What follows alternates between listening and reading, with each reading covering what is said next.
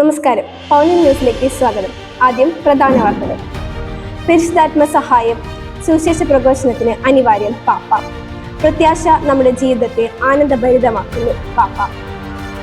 കൃതജ്ഞത നിറവിൽ Vatican മലയാളികളടക്കം ആയിരങ്ങളെത്തി. KCYM അതിരൂപത യുവജന ദിനാഘോഷം. വിവാഹരചിത ജൂബിലി. കാരുണ്യഭവനങ്ങൾ കൈമാറി. ക്രിസ്തുവിന്റെ രാജ്യത്തെ തിരുനാൾ ആഘോഷപൂർവ്വം കൊണ്ടാടി. Misbah home mission 2024. ഇനി വാർത്തകൾ വിശദമായി.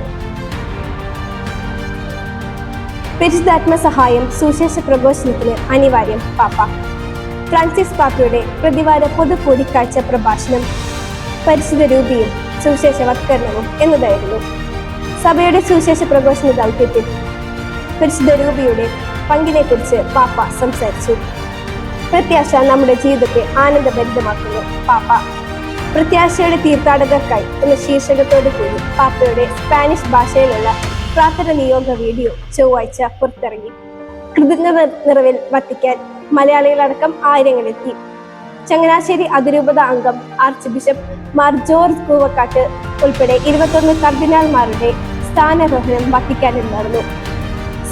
സീറോ മലബാർ സഭയ്ക്ക് അത്യപൂർവമായി മാത്രം ലഭിക്കുന്ന ഈ ദൈവിക നിയോഗത്തിന് ആവേശപൂർവ്വം സാക്ഷികളാകാൻ നിരവധി പേർ വത്തിക്കാനെത്തി. He's also dressed differently to some of the other cardinals. He's also an Eastern Catholic. He's from the Syro Malabar Church in India. KCYM അതിരൂപത യുവജന ദിനാഘോഷം. KCYM തൃശൂർ അതിരൂപത യുവജന ദിനാഘോഷം Thrissur Lourdes metropolitan cathedral centenary ഹാളിൽ നടന്നു. തൃശൂർ അതിരൂപത മെത്രാപ്പൊലീത്ത മാർ ആൻഡ്രൂസ് താഴത്ത് ഉദ്ഘാടനം ചെയ്തു. വിവാഹരചിത ജൂബിലി. തൃശൂർ അതിരൂപത ഫാമിലി അപ്പസ്റ്റോലേറ്റിന്റെ നേതൃത്വത്തിൽ വിവാഹരചിത ജൂബിലി ആഘോഷം ഡിസംബർ 7 ശനിയാഴ്ച ലൂർദ് കത്തീഡ്രലിൽ വെച്ച് നടന്നു. കാരുണ്യഭവനങ്ങൾ കൈമാറി.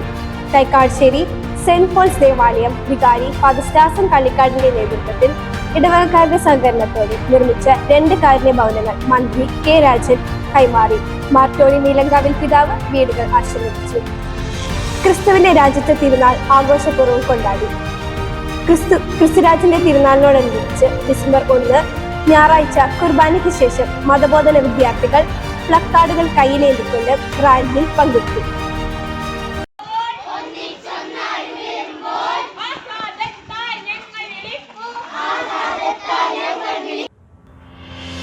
അതിനുശേഷം മതാധ്യാപകരുടെ നേതൃത്വത്തിൽ നടത്തിയ തെരുവ് നാടകം ഏറെ ശ്രദ്ധേയമായി.